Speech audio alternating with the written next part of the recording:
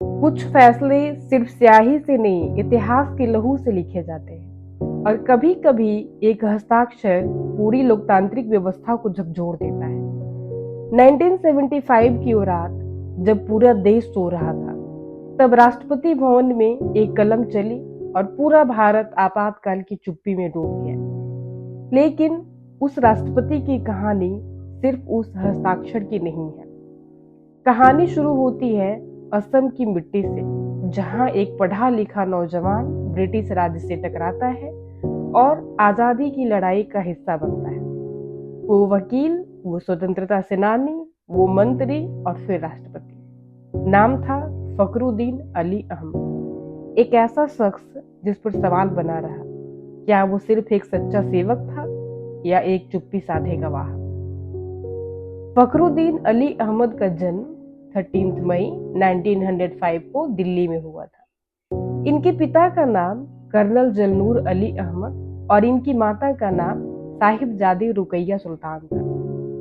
इनकी आरंभिक शिक्षा उत्तर प्रदेश के गोंडा में हुई। बाद में दिल्ली के सेंट स्टीफन कॉलेज में स्नातक की उपाधि प्राप्त की। इसके बाद वे इंग्लैंड चले गए। कैम्ब्रिज विश्वविद्यालय के अंतर्गत इनका दाखिला सेंट कैथरीन कॉलेज में हुआ। अपनी शिक्षा संपन्न करने के बाद भारत लौट आए और पंजाब हाईकोर्ट में वकील के तौर पर नामांकित हुए। कुछ दिन बाद पिता की प्रेरणा से फखरुद्दीन अली अहमद असम चले गए। 1931 में वे अखिल भारतीय कांग्रेस पार्टी के प्राथमिक सदस्यता प्राप्त कर लिए। महात्मा गांधी के नेतृत्व में जब सत्याग्रह आंदोलन शुरू हुआ था, तो उसमें फखरुद्दीन अली अहमद ने भी भाग लिया। इस कारण अंग्रेज सरकार ने इन्हें 13 अप्रैल 1940 को गिरफ्तार करके 1 वर्ष के लिए जेल में डाल दिया। रिहा होने के कुछ समय बाद इन्हें पुनः गिरफ्तार कर लिया गया। इस बार इन्हें अप्रैल 1945 तक 3.5 वर्ष जेल भुगतनी पड़ी। 1952 में इन्हें राज्यसभा की सदस्यता प्राप्त हुई और संसद में पहुंच गए। इसके बाद फखरुद्दीन अली अहमद असम विधानसभा में निर्वाचित हुए और उन्हें असम राज्य की बड़ी जिम्मेदारियां दी गई। फखरुद्दीन अली अहमद श्रीमती इंदिरा गांधी के करीबी थे। 29 जनवरी 1966 को इन्हें मंत्रिमंडल में प्रधानमंत्री इंदिरा गांधी ने शामिल कर लिया। इन्हें सिंचाई एवं ऊर्जा मंत्रालय का कार्यभार कैबिनेट मंत्री के रूप में प्राप्त हुआ। हालांकि राष्ट्रीय राजनीति के शीर्ष पर यह पंडित नेहरू के समय में ही आ गए थे, लेकिन उस समय ये सांसद नहीं थे, असम विधानसभा के प्रतिनिधि थे। जब इन्हें यूनियन काउंसिल ऑफ मिनिस्टर में शामिल किया गया, तो यह आवश्यक था कि इन्हें अगले 6 माह में संसद के किसी भी सदन की सदस्यता दिलाई जाए। अतः अप्रैल 1966 में यह राज्यसभा पहुंचे। 1970 में जब केंद्रीय मंत्रिमंडल में भारी फेरबदल किया गया, तो इन्हें खाद्य एवं कृषि मंत्रालय में 3 जुलाई 1974 को फखरुद्दीन अली अहमद ने केंद्रीय खाद्य एवं कृषि मंत्री के रूप में अपना त्यागपत्र दे दिया। कांग्रेस पार्टी इन्हें राष्ट्रपति चुनाव हेतु अपना प्रत्याशी बनाना चाहती थी। राष्ट्रपति चुनाव का परिणाम 20 अगस्त 1974 को घोषित हुआ। कांग्रेस के प्रत्याशी के रूप में इन्हें विजय प्राप्त हुई। तब इनके प्रतिद्वंदी उम्मीदवार त्रिदीप चौधरी थे।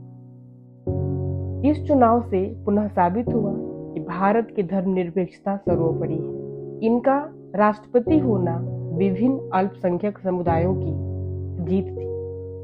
राष्ट्रपति नियुक्त होने के समय यह लोकसभा के सदस्य भी थे, अतः उन्होंने 21 अगस्त 1974 को लोकसभा की सदस्यता से इस्तीफा दे दिया।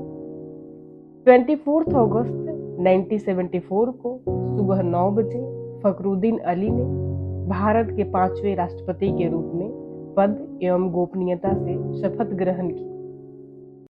सर्वोच्च न्यायालय के तत्कालीन मुख्य न्यायाधीश श्री A.N. रे उन्हें उपराष्ट्रपति, प्रधानमंत्री एवं उनके साथियों की उपस्थिति में हिंदी और अंग्रेजी भाषा में राष्ट्रपति भवन के दरबार हॉल में शपथ ग्रहण कराई।